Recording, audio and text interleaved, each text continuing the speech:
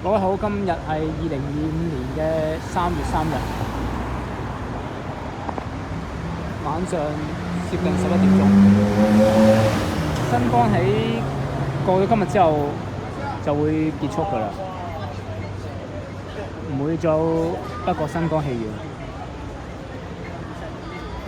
新光已經陪伴咗我哋好多年，我記得曾經都邀請過我阿爸阿媽嚟呢度睇大戲，但係最後我阿媽都拒絕咗，有多嘅原因啦。咁時間係唔等人，我阿爸都離開呢個世界一段時間，而家新光都結業。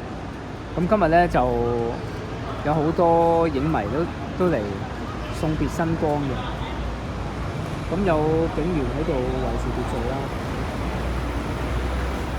英皇道兩邊都堆滿咗人，